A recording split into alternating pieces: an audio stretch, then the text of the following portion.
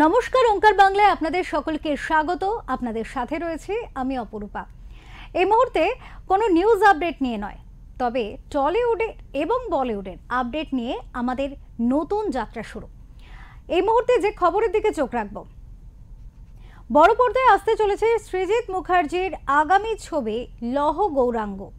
এই লহ গৌরাঙ্গরে ছবিতে সিনেমাটি নিয়ে কিন্তু ব্যাপক উৎসাহ চোখে পড়ছে। কলকাতার শুটিং ইতিমধ্যেই শেষ করেছেন পরিচালক। এছাড়াও এই ছবির বাড়তি আকর্ষণ হিসাবে শুভশ্রী গাঙ্গুলিকে বিনোদিনীর চরিত্রে দেখা যাবে। উল্টো রথের দিন সমস্ত কলাকুশলীদের নিয়ে হাজির হয়েছিলেন তারা। একযোগে জগন্নাথকে পুজো দিলেন সকলে মিলে। আর এই ছবি নিয়ে একগুচ্ছ বক্তব্য রেখেছেন। কি বলেছেন শুন। ইন্টিগ্রেশন প্রমোশন এগুলো তো লেগেই থাকে, কিন্তু রথের সঙ্গে আমার ব্যক্তিগতভাবে এবং আই এম শিওর আমার যারা কলাকুশলী আছেন তাদের সবার সঙ্গে শুধু যে একটা ধার্মিক যোগ তা নয়, একটা সামাজিক যোগও আছে। ছোটবেলায় রথ, উল্টো রথ, পাপড় ভাজা, রথ টানা, এগুলো আমাদের ছোটবেলার উজিয়া, তো এগুলো আমাদের ছোটবেলার অবিচ্ছেদ্য স্মৃতির অংশ। তো সেই স্মৃতির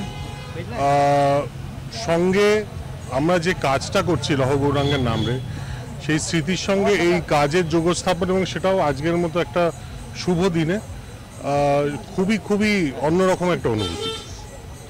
বেশি ছোটবেলা ছিল, ওটা মনে নেই আর কি।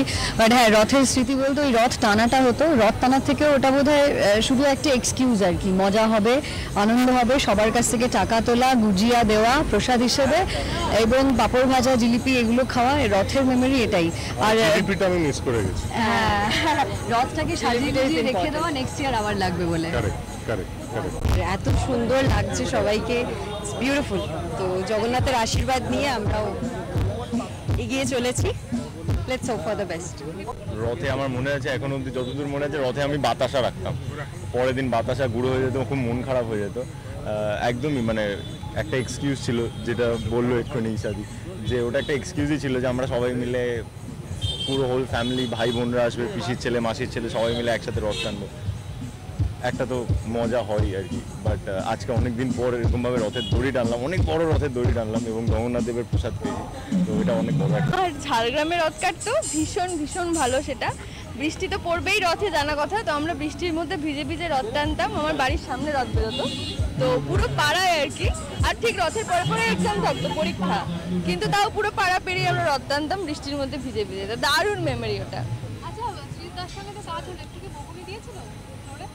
আমি একটা কথা বলবো, আমি আগে তো জেনেছি সবাইকে ফোন করে, তো এবার তখন শুনেছিলাম যে সৃজিতে ভীষণ বকেন। আমি শুনেছিলাম যেগুলো আমরা অনেক কিছু শুনেছি, কিছুই মেলেনি আর কি।